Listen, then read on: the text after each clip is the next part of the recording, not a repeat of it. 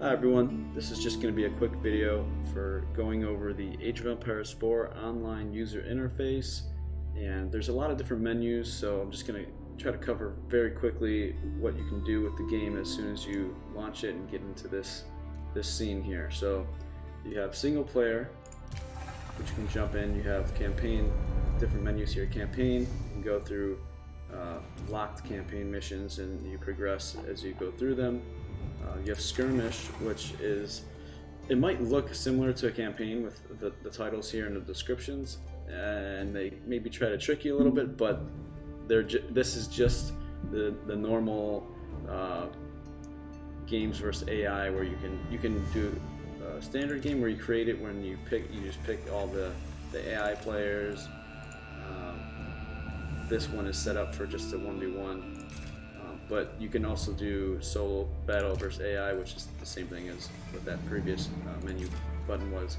And then the descriptions here make you think that you have like a scenario where it describes the situation, but really it's just presets, which I guess can be useful sometimes if you want to get into it real quick, but it doesn't really save you too many clicks in reality, because it just loads up with an AI of a specific civ and a specific map, so not really anything unique, but you can pretty much set up your game like this anyway.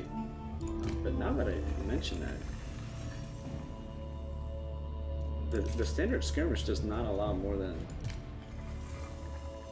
2 players, which is kind of strange. But anyway, I'll have to check in the multiplayer to see if you can. I think you can customize your games with more than just 2 players. But anyway, the next menu in single player is Art of War, which probably a lot of people know about. It's I guess a little bit of a training of the game that previous definitive editions have had, like Age of Empires 2 and Age of Empires 3, to help people get into the mode of how the game's played and some basic things to know and ways to go about starting your game. And then we can go back to home. You have multiplayer, and in multiplayer you have, this is called the quick match. It's not ranked, so I don't know. It looks like there's going to be separate quick searches, one for unranked and one for ranked. Currently it says coming soon. It's not available yet. You can go versus players or versus AI, and you'll see that switch over when you click it. Have not yet actually done co-op versus AI, so that is probably just very similar to hosting a game and going skirmish with a teammate. And then you have custom, where you can set up games, and I believe in here you'll be able to, oh wow, you can actually only have 2 spots at a time. So I guess for now it looks like you can only play those preset games with more than just 1 AI in them. And then you have Observe tab, where you can look at, I believe it's any ranked game, any quick search game, whether it's ranked or just a quick match, and observe the game basically in real time. There is the delay in the ranked, and well, probably in the ranked, but there currently is a delay in the quick match, even though it's unranked. So you have to wait 5 minutes before you can basically catch up to the game time that the players are currently playing at. So we'll go back here and talk about this daily quest. There's a few tabs here about different things you can get XP for, and that XP is your level here, goes to your level here. We'll get into that in a second, but you can also see recent events for your profile.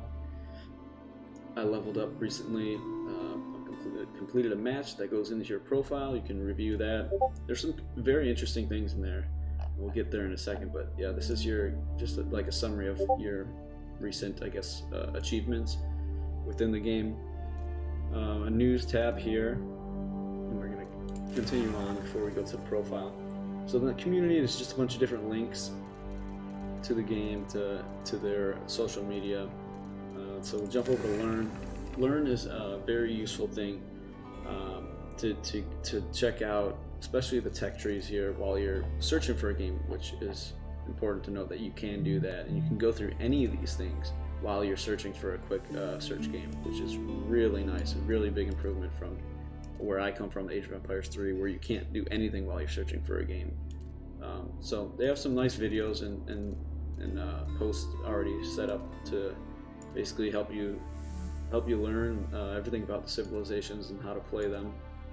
And then the tech trees, pretty basic. They have the description and the bonuses for each civ on the side here, and then you can go and see their techs, their units they make from each building, what buildings they have, what age they're available in, just your standard tech tree. And so mods is the next one, and that's currently grayed out, not available. I don't know when that will be available, but for now it's grayed out, similar to the ranked in multiplayer. But now we can move to the UI down here, where there are some really nice elements. So you have group, which is basically you can invite a friend to your group, and then you can do the co-op versus AI, or I believe it helps you host games as well, and then you can chat within that group as well. So up to 8 players. Haven't used that much yet, but it seems like it has some nice potential to at least get like some group chats together while you're trying to play a game or just hanging out online. And then this is the profile here, so a lot of things going on here. You have your portrait, which if you hover over all these, you'll see that you obtain them by doing different things. Granting this deer portrait is granted by completing English Mastery 4, and we'll get into that a little bit too. So a lot of different portraits. This is just kind of like your icon. This is by your name, by your when you on friends list. It's how, I guess, a visual representation of you for your friends. Match history, which is really nice. You can this is pretty nice feature that I was not expecting to be in this game, and compared to previous Age games, it's a really nice feature. There's so much going on here. So this camera here means that it's a record game. You can click that. You have the overview, civs, game time. You can view the replay.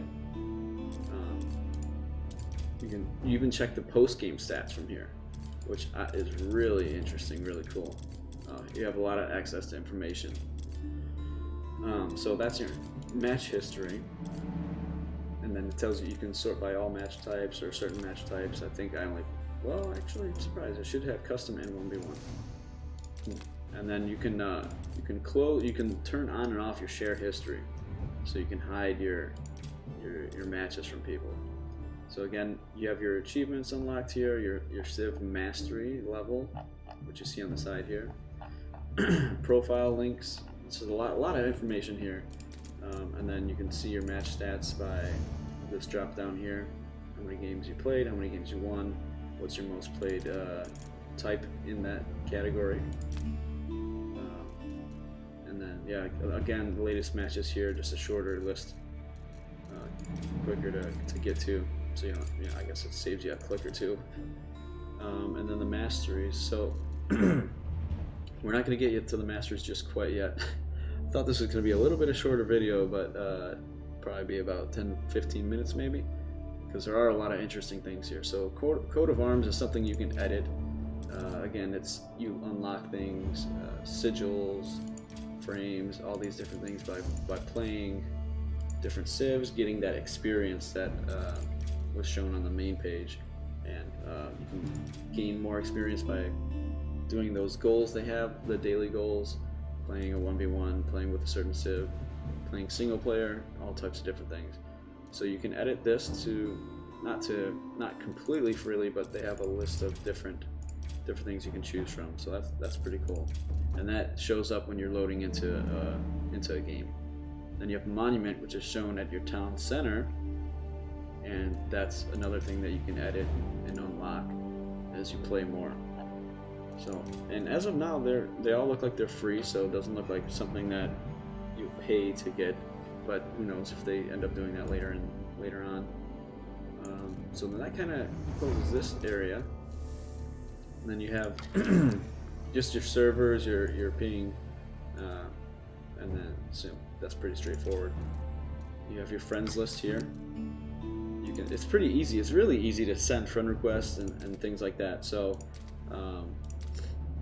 it's something it's very user friendly, and you know, you can organize it kind of however you want. You can message people very easily just by clicking. You can switch through your chats like that. So a very, very nice feature that the DEs were lacking greatly in this aspect. So that's really nice to have. And notifications that you can review things that happened if you were away from the computer or something like that and you missed an invite. This is the masteries where there's a lot of information here. In each civ you have a number of masteries and how you achieve them. So like this one here, win a 1v1 customer skirmish match against the easy AI. You know, if you really want your masteries, you can do that. I think there are some AI things here, so and I believe you have to go in order. So I guess at some point I'll have to play against an easy AI if I want to get that. And there's just a lot of different things you can kind of dive into with this game in terms of masteries. And then you have your settings, which is, you know, where you set all your controls, you set your hotkeys, camera, graphics, all that stuff. There's a lot of different menus in here. I'm not going to go over everything here, but you can customize the game quite a bit. So other than hotkeys, I mean, there are hotkeys, but they're pretty limited. So and then this is just the quit button to exit the game. So just one more thing I wanted to show, and I'm just going to do a 4v4 because I'm not going to get a game. There's not enough people on. But just to show you that you can do all this, this is the best part of it for me, is that you can search for a game and you can just minimize it and it stays down here. And then you can do anything else at the same time. So you can go back home, you can go to learn, you can look at a tech tree while you're searching and it doesn't cancel it. And it's been really useful for me to just kind of, because these civs are so unique, so different that you know, when you're trying to play a new civ or you're expecting to play against a certain civ, you can look at their tech tree, their bonuses, and kind of figure things out while you're searching. So that's probably my favorite feature altogether with the online interface. So that's about it. There's you know, mods and ranked that have yet to be available, so there's going to be a few more things, but other than that, that's kind of it for now. So hope this maybe gave you guys a little bit of insight into, because at first for me it was pretty overwhelming. There's so many different things, but once you get used to it, it's pretty simple. There's a lot of usability, like a lot of things you can do and a lot of useful information. So hopefully this was a video that was informative to you guys and you appreciate it. So I'll see you in the next one.